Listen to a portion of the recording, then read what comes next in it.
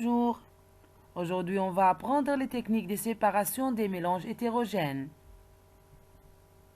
Je commence avec les mélanges hétérogènes solides-liquides. La première technique de séparation d'un mélange hétérogène solide-liquide est la décantation. Matériel et mélange utilisés. Le seul matériel nécessaire est un récipient. On peut utiliser un bécher. Le mélange utilisé est de l'eau boueuse constituée d'eau et de terre. Les particules de terre en suspension dans l'eau sont observables. Le mélange est donc bien hétérogène. Réalisation de la décantation. La décantation consiste seulement à laisser reposer les mélanges. Ici dans les béchers, on a mis un mélange d'eau et de terre. C'est un mélange bien hétérogène, puisqu'on peut observer les constituants à l'œil nu. On laisse reposer les mélanges. Après quelques temps, on a observé deux phases nettes. Les particules les plus lourdes se déposent au fond du bécher. Résultat de la décantation et interprétation. De la terre se dépose au fond du bécher. Les particules les plus denses tombent sous l'effet de leur poids. L'eau s'éclaircit, mais reste trouble. Le liquide contient beaucoup moins de particules de terre, mais les moins denses restent en suspension. C'est pour cela qu'on peut dire que cette technique n'est pas très précise. Passons maintenant à la deuxième technique de séparation d'un mélange hétérogène solide-liquide, la centrifugation. Matériel et mélange utilisés. On réalise une centrifugation à l'aide d'une centrifugeuse. Il s'agit d'un appareil doté de type destiné à contenir des mélanges et pouvant tourner autour d'un axe.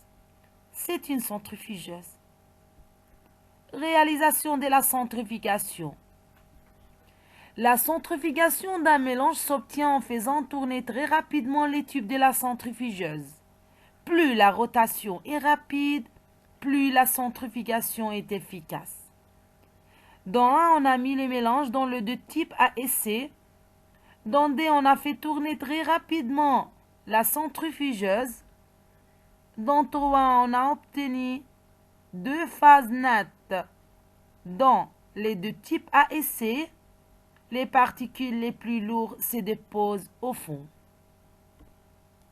Résultat de la centrifugation et interprétation. À la fin de la centrifugation, on observe un dépôt au fond du type à essai.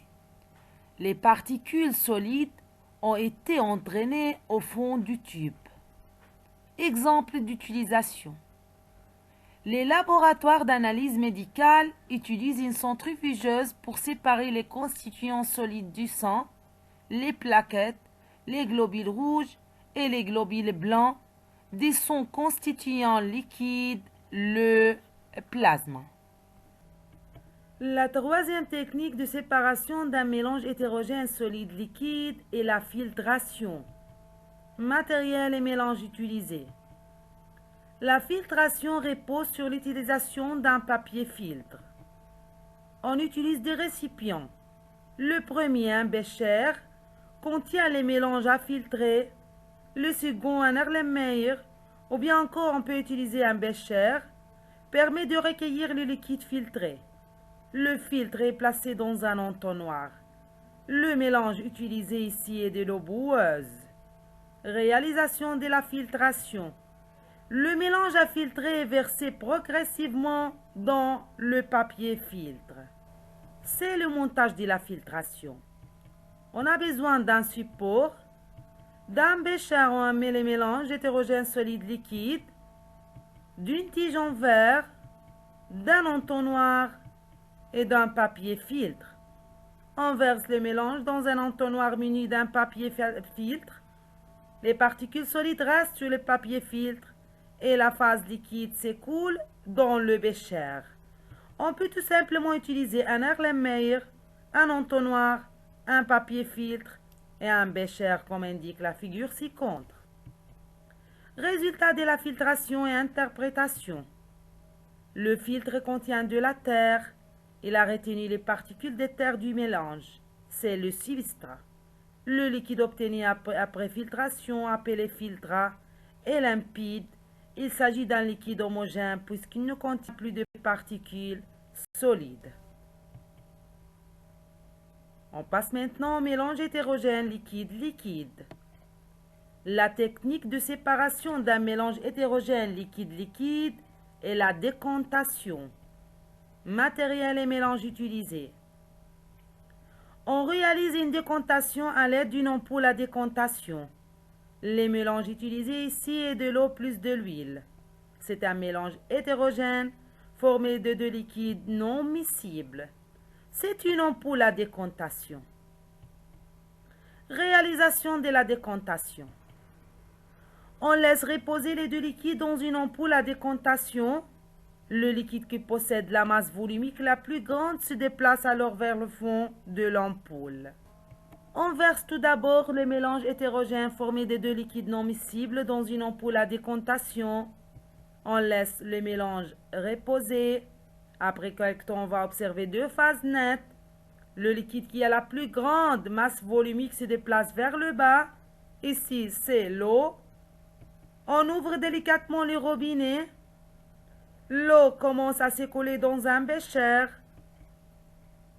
Ici, le bécher contient toute la quantité d'eau.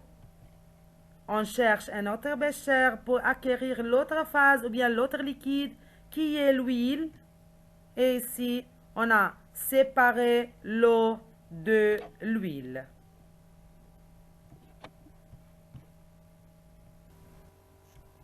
Résultat de la décantation et interprétation.